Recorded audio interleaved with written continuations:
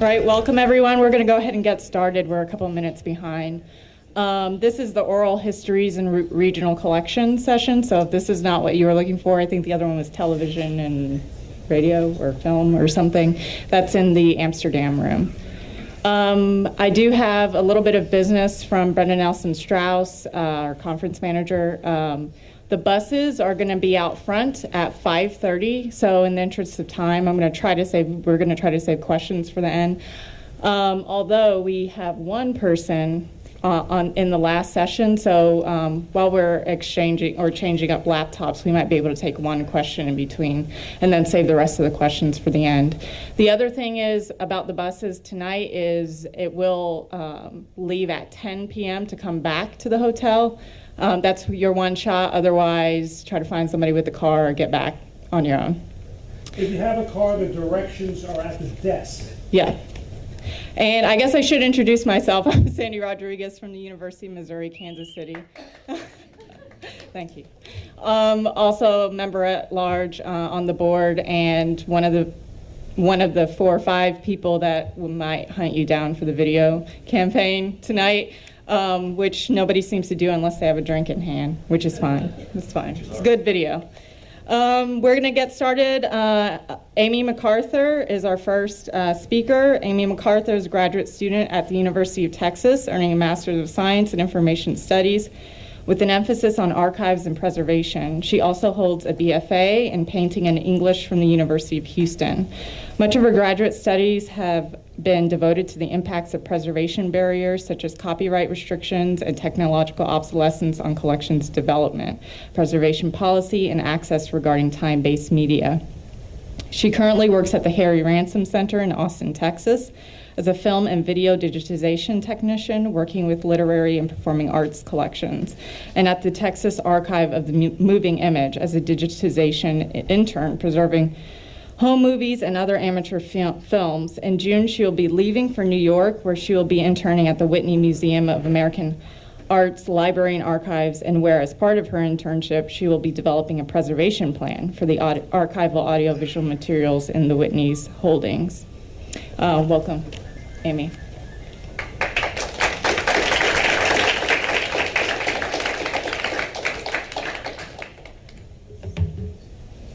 Thank you.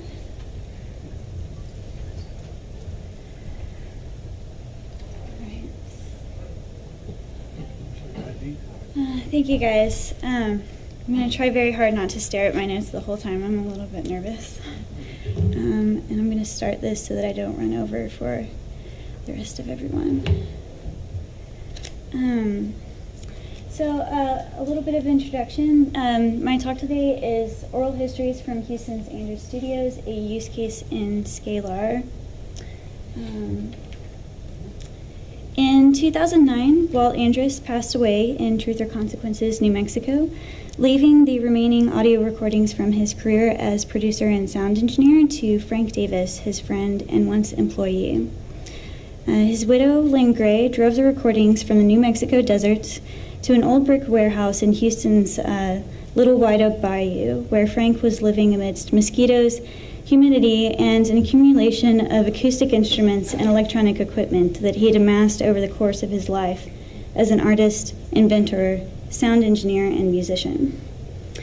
It was at this warehouse that I first met Frank in the same year. At the time, I was performing my own music and was very interested in early noise and psychedelic bands such as the Red Crayola, who Frank had recorded and produced in 1968. Weeks passed, and I found myself returning again and again to the warehouse, often to be regaled by Frank's stories of local musicians and artists of the 1960s and 70s. During these visits, I would always try to coax Frank into letting me listen to his recordings. One day, he finally brought a laundry basket of audio reels out from the recesses of the warehouse, and which gave off a plume of dust when he set them before me. I insisted that he let me clean and digitize the reels, which were obviously in a very poor state. And in response, he showed me a wall of cabinets that contained the several hundred audio reels that Walt had bequeathed to him.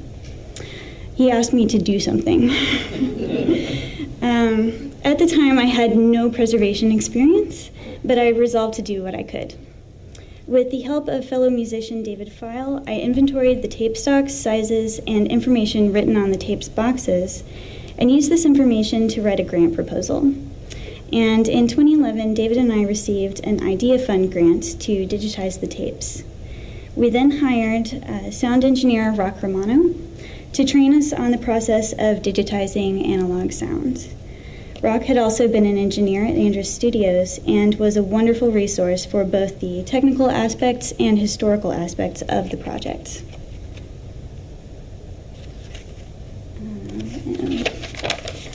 A little bit of background information about Andrus Studios for those of you who haven't heard of it. Before opening Andrus Studios, Walt Andrus worked as in radio production for stations in Port Arthur, New Orleans, and Mobile, Alabama. In 1963, having returned to Houston, he was hired as a production engineer at Gold Star Recording Studios, where he earned a reputation for producing custom recordings of blues and soul artists for Don Robey's Duke and Peacock record labels. Recording artists such as Bobby Bland, Junior Parker, and Ernie K. Doe. Andrus' recordings of Willie Nelson's Funny How Time Slips Away with soul singer Joe Hinton rose to number 13 on Billboard's Hot 100 chart in 1964. But the recording industry in Houston was volatile, and after being abruptly dismissed from Gold Star on Christmas Eve, Walt decided to go into business for himself. Let's see here. And in 1966, he opened Andrus Studios. The interior of the studio at 3204 Broadway was designed and built by Andrus and his father, as was much of the equipment. According to himself, Frank Davis walked into Andrus Studios during its construction with no experience, but looking for a job. The parts of a reel-to-reel deck were spread on the floor. Walt told Frank that if he could put together the machine, he would have a job. After successfully assembling the deck, Frank became the engineer at the studio until 1970.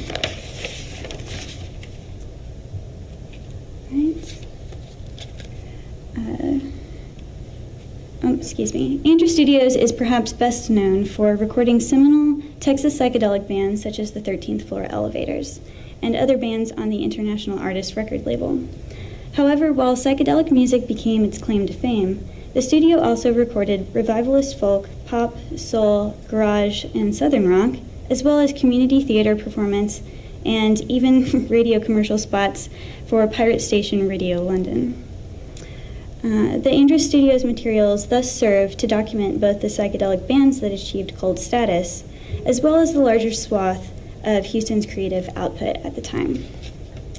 The audio reels in the Andrus collection consist of masters, safeties, and listening copies.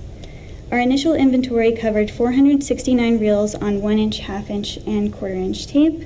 However, that number has been somewhat augmented by other recordings that were gifted to the project. Some of the recordings pre- and post-date the operations of Andrus Studios when Walt was working as a freelance producer, and there's a smaller collection of Frank Davis's recordings from the studio, at home, and live performances elsewhere. Our initial plan when David and I applied for the grant was to digitize recordings and make them and their histories accessible online in something like a wiki format. This proved to be much more difficult than we anticipated. In part, one of the first problems we encountered was the general lack of information about the recordings on the boxes that housed them, the small bits of information that we actually had. The box on the screen is actually an example of one of the more descriptive cases in the collection. Often there would be only the name of the band featured on the recording, and sometimes not even that. The literature we were able to locate on this area of Houston's history was also sparse and tended to pool around particular artists and labels that had attained notoriety at the time. Finally, the bulk of the recordings were fixed before 1972, and there was no easy way to track down whether recordings had been published when, or by whom. This meant that obtaining permissions for any kind of access would be difficult, if not impossible.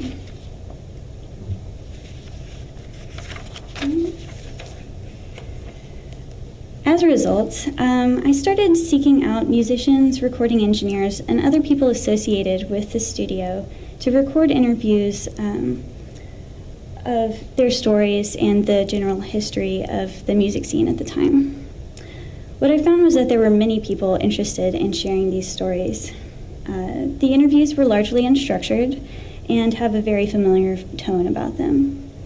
I shied away from directing the course of the narratives, allowing the information to unfold according to what the interviewee thought was important, rather than imposing any of my own values or perceptions. I also digitized photographs and ephemera that the interviewees would bring along. During this time, it also occurred to me that these interviews and visual materials might serve the access functions that had originally been envisioned for the music recordings.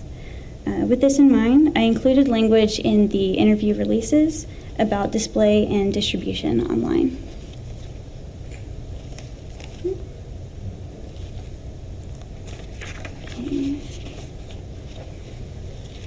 Once several of these interviews had been conducted, the task became to design a digital space for them to inhabit.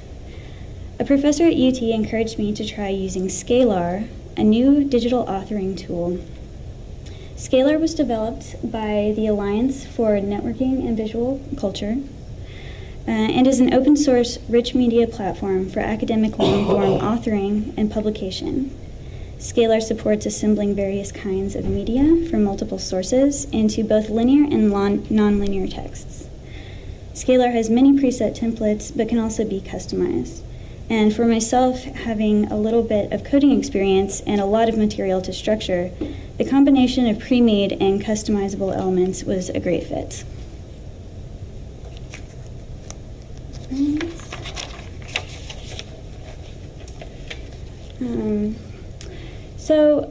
On the right side of the screen are a couple of screenshots of the SCALAR exhibit as it exists right now. It still is a bit in process, and I am still gathering interviews. But the top portion, you can see the interview transcripts aligned on the right side of the screen and the other visual and sonic materials on the left side.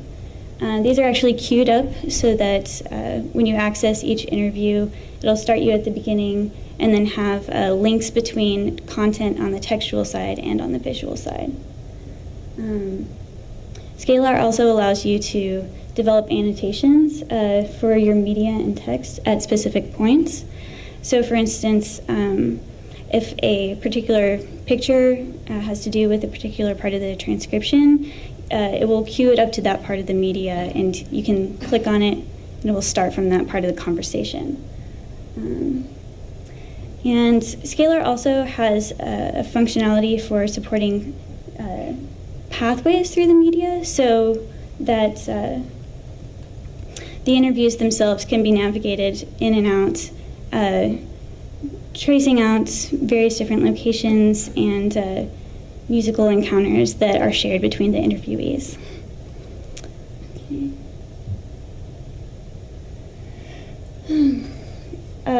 Yet to come are more interviews seeking permissions to provide clips of the materials and depositing the Andrus collection and the SCALAR exhibit with an appropriate repository.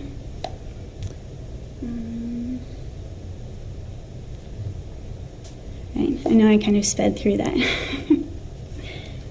Does anyone have any questions? So did you finally digitize all this material? Not all, but over 400 of the reels have been digitized at this point. And what type of music? I mean, you mentioned the general categories, but did you find out who the specific bands were and their song titles and all that?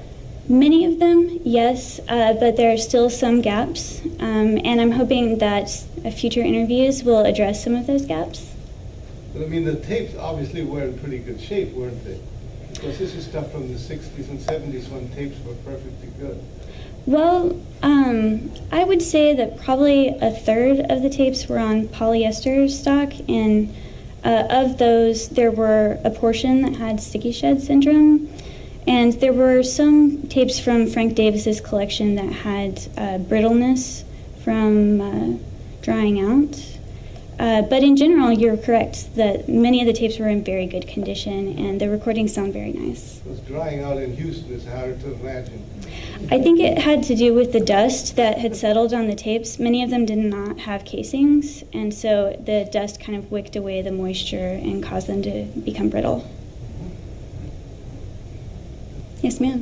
When you said the interviews were online, you showed them in a transcript form. Do you also have an audio of the interviews? Yes, and I'll backtrack a little bit. Sorry, I didn't mean Maybe that was just me not to breeze through it so much. It's partly just me being nervous. Let's see if I can zoom in. Not seeing it. All right, so if you can see here, the transcript is on the right side. This is an audio clip of the entire interview, and it's Sorry, hosted. I couldn't see that. It was small. No, I should have zoomed in on it, yeah. It's hosted through SoundCloud. There are a number of different media supports that you can integrate into SCALAR. You also can upload things directly to SCALAR. But what I found was that the interviews were so long that they were always over the limit for the amount of information that you could upload. So that was why I chose SoundCloud instead. Yes? So you said that the interviews were also annotated and comments. Is that done through SoundCloud's interface, or is that separate? That's actually through SCALAR. And let me see if I can back off a little. Now, this isn't so much the annotation as it is the paths, but each of these is a section of transcript that's been annotated, and it also has visual materials that are linked to it. So as far as like kind of teasing out the commonalities between the different interviews and whatnot, you can kind of see how those are done in different strands. And this is in the main menu, so you have each interview in the main menu and also the paths between them. So you can pull up this visualization, and each one of those nodes will take you to that annotation. Yes? I was wondering where you digitize them, whether it was through your institution or how you secured the equipment. That was a piecemeal process. The first portion of the collection was digitized at Andrus Studio. It's in the Heights in Houston. It's a pretty small, it's in a garage, it's a small studio. But he did have 1/4-inch reel-to-reel equipment and all the digital equipment that we needed, AD converters and whatnot. So that was the beginning, and there were quite a few 1/4-inch tapes in the collection. So we started out there and then moved onwards. It took me quite a while to find a 1-inch machine, a 1-inch 8-track machine that was in functioning condition that I could get access to with the budget that I had, which was quite small. But fortunately, I found Church House Studios in Austin, and they essentially set aside a room for me to use with their 1-inch machine. I brought the rest of the equipment myself, and over the course of a week, transferred 96 1-inch reels.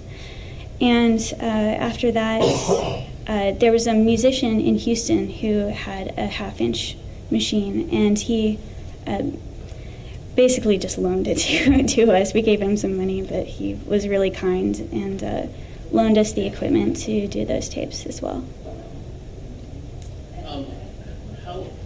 Who did the transfer of the interviews, and how long did that take? That was me. That was me, and it's very time consuming. I would say that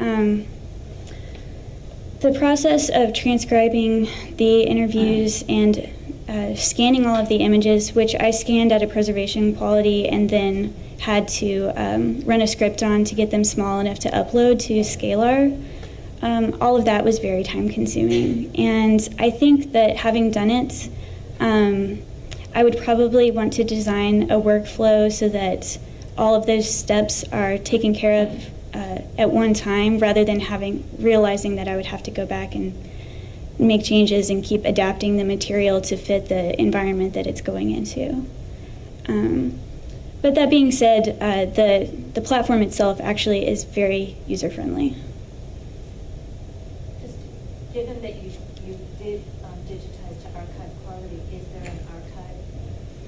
where some of this is backed up and being kept? All the recordings are backed up 3 different times on hard drives right now. And I've spent the last semester researching repositories that would be appropriate for the collection. I don't know if I really can say much more than that, other than that I'm kind of liaising between the owner of the collection and a repository right now. Any more questions? We still have a little bit of time. Yes. I was going to ask, will the digitized recordings eventually live, or do they live on this SCALAR platform along with the oral histories and visual materials, or are those going to kind of be separate but talk to each other? Well, essentially, the conclusion that I came to whenever I really examined what the rights issues were with the recordings and how little information there was just about who actually owned those rights, whether it was musicians that appeared on the recordings, record labels, etc. I kind of backed away from the idea of trying to host them online. I have since been given a quantity of administrative documents from the studio that actually give a lot of clues to what those would be. And I'm interested in tracking down permissions on specific pieces within the collection. A lot of them are not really of commercial value even. Some of them are art performances that had soundtracks that went with them, things of that nature that are indicative of things that were going on at the time but aren't necessarily suited to a commercial release. But that's kind of that's one of the next steps. Yes, sir. I'm just curious, because the Lightning Hopkins thing, you should be able to find the LP that material comes from. I'm not sure whether the entire session was issued or not, and I think the same thing with the 13th floor elevator people. So you should find those LPs and just compare what tracks are used on them. So one of the things about this collection is that it is not the entirety of Andrus Studios' production. Those, especially recordings like Lightning Hopkins and 13th Floor Elevators that were very successful, resided with the labels, and we don't have very much. There's actually no Lightning Hopkins material, and the 13th Floor Elevators recording that we have was actually recorded over with a soul session, and so it's not useful. So that's really unfortunate. So it's not the entirety of what Andrus Studios produced, but it is a fair swath of that. And you're correct that there are certain artists that are easier to track down, especially if the material was released. The ambiguity is where we have materials that we're not sure if they were ever released, and we don't know who would have released them because we're not quite certain who the artist is. So that's kind of still yet to be seen. All right. Yeah. Thank you very much.